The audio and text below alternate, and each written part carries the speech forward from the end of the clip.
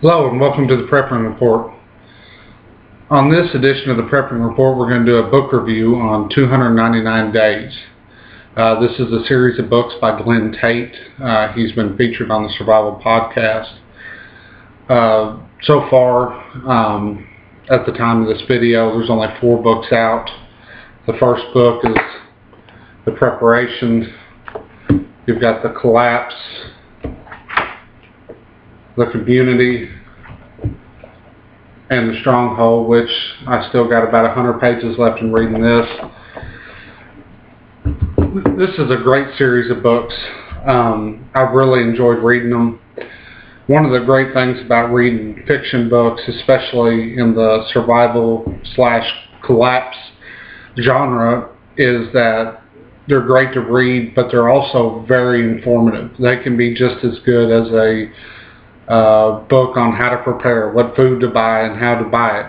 And it sparks your interest. You start reading it and you start thinking about your own situation, maybe your own bug out location or your own stronghold, whatever you want to call it, and you try to relate how the author's writing his view of it to what you've got.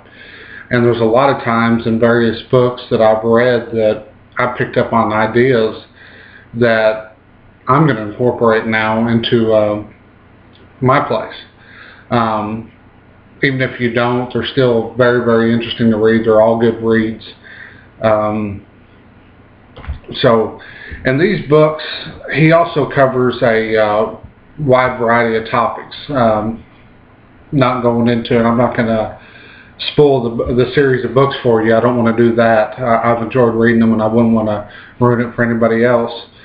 But in the first book, he starts dealing with the political climate. If any of y'all has ever dealt with politics or worked for the government, you know that politics always wins over the greater good. I've worked for a sheriff's department. Of course, the leader was elected. I've been around. I've worked for the government in some forms for the past 10 years. Some of them were good experiences. All of them were good experiences, but you still learn stuff that kind of makes you mad sometimes, especially if you've never been around government or been around the criminal justice system. But he's very, very accurate in the statement that I put, that politics wins over the greater good. He didn't put that in his book, but if you read it, you'll understand what I mean by saying that. Then in the first book, the lead character decides that he wants to start preparing, and that's another good thing that you can learn. He bought various foods, very accurate to what foods and the length of the storage and that they could store for. It gives you an idea if you're only prepping for certain foods. It may give you some ideas, some other stuff that you can store and use. Secondly, he goes into training. There's a lot of preppers out there that don't take the needed training.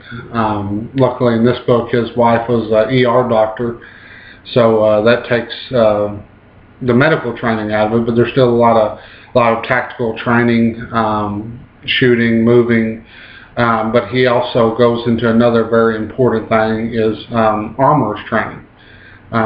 You know, your weapons are great, but eventually they will break and you need to know how to fix them. That was another thing that he sort of hit on in this book that none of the other books that I've read, the fiction prepper books, really didn't cover in great detail that I liked. Another topic that he goes into in this series is security. Security at your own home that you're living at now. When to leave. That was a very good couple of chapters in the book. When exactly is it time to bug out to your location or call everybody in to come to your location if your house or residence is the bug out location. And then finally, security at that location. Whether if your residence now is your bug out location, that probably wouldn't change much, but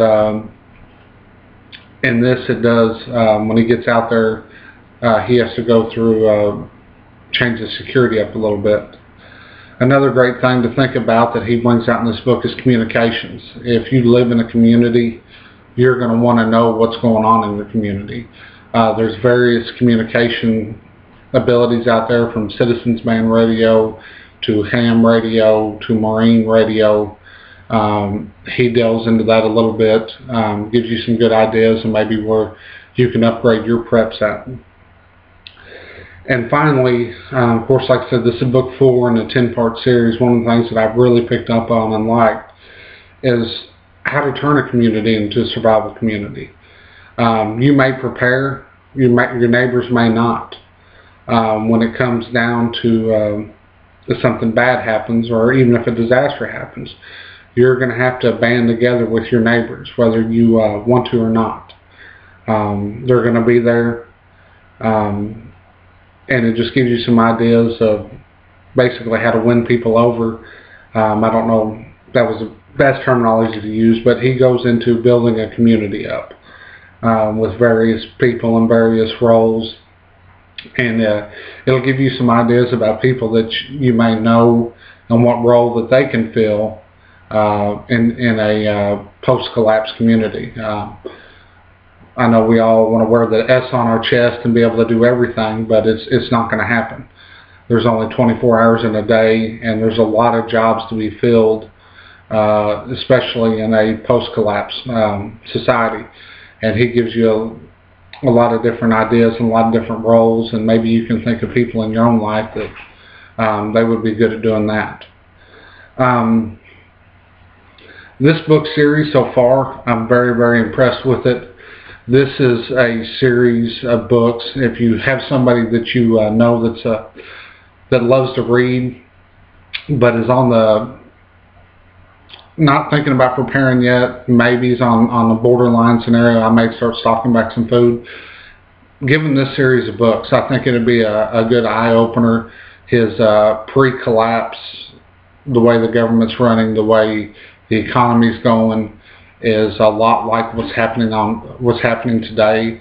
It might really spark some people's attention, especially if they're not a prepper yet, and it may get them into prepping. Also, Glen Tate recently was on the Survival Podcast. I don't know if you listened to it or not, but it's www.thesurvivalpodcast.com.